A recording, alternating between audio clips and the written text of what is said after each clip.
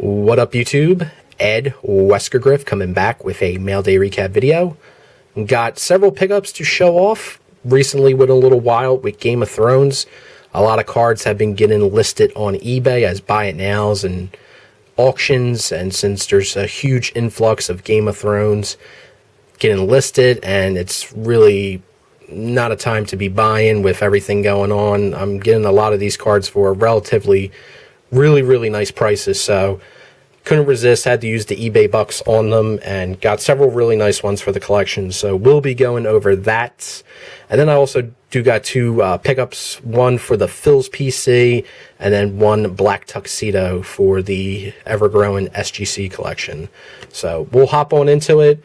But first, before I do any of that, do hope everyone out there is doing well. A lot of craziness going on, especially in my area in Philadelphia. I'm sure if you guys watch the news, you kind of know what's going on, but just total kind of craziness going on right now. But since I have so much time on my hands, I've recently been going through a lot of boxes, a lot of old prospect boxes and a lot of old rookie boxes from like 2011 all the way up to like 2015, and been finding a lot of really nice cards. So we'll go through them. Here's some of the highlights of going through a couple boxes. Found a few of these, actually sent one to Mike to send off for grading, but this is the Garrett Cole from Topps Chrome. This is his rookie. Found about 3 or 4 of those, so that's always nice to stumble upon that. Then I found his Bowman paper, Garrett Cole. This was a neat find. This is from 2012 Topps Update. This is the Bryce Harper All-Star Game, and this is a pretty nice example. Did find 2 of the rookie debuts, 2 of them actually, but they were kind of beat to hell, so that was kind of my fault not properly storing them. The corners were kind of dinged up and everything, but they're great cards to potentially put into my Phillies binders and rookie binders, so I'll hold on to them, but I'm not going to send them off for grading because they would probably get like PSA 6 or 7s. Then I did find this card, and when I found this card, I'm like, this guy's had a really nice career. Nobody ever talks about him. Have no idea what his standing is in the hobby, but this dude is a very solid player. This is from 2010 Topps Update. So rookie card of Lorenzo Cain. Very consistent, very solid player, really good. Again, I don't know what his standing is in the hobby, have no idea what any of his stuff goes for, but really criminally underrated player in the game. So Lorenzo Cain. Then I found a couple 2011 updates, a lot of non-rookies, but I did stumble across a few rookies. But whenever I run across any 2011 update in any of my boxes, it's always nerve-wracking going through the cards, because I remember a couple years ago I was looking through it and I found a couple Altuves, a couple Goldschmidts, a couple Blackmans, but ran across Eric Hosmer and also ran across Mike Moustakas. So got those 2. And then more recently I had these sitting on a pile on my desk where I usually do my videos, and I'm like, why are these sitting here? But these are both from hunting videos that I did several months ago. If you'll remember, I did the 2013 Topps Update Hunt, and I actually have this Anthony Rendon that was here in the sleeve and everything. I just had it sitting there, so total apathy and laziness on my part to not get this card properly put away.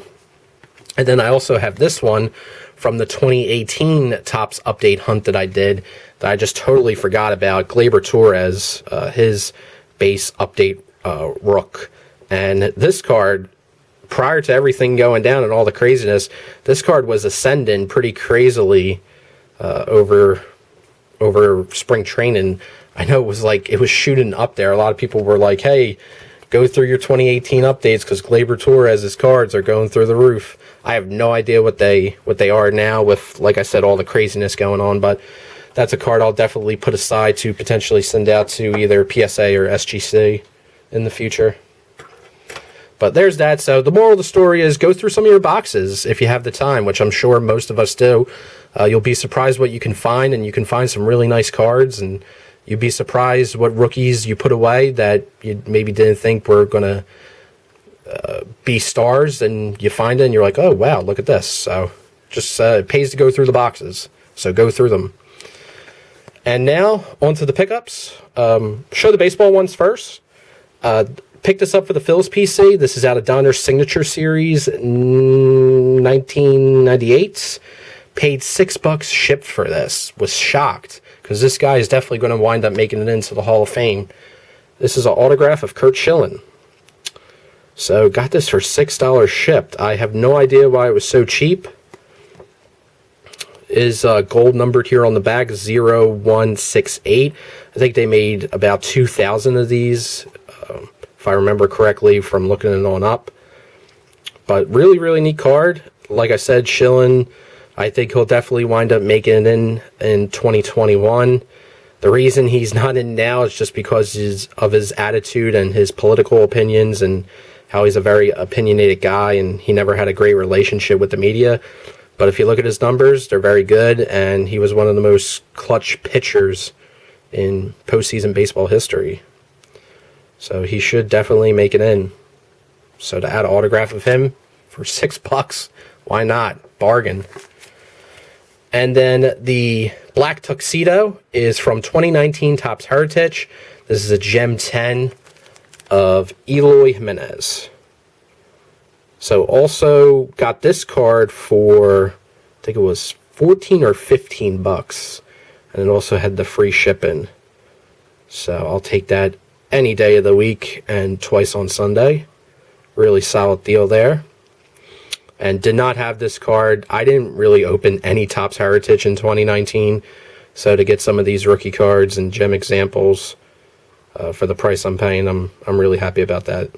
So neat card to add to the collection. And then onto the Game of Thrones. So the first three cards here are inscription autographs from season 8.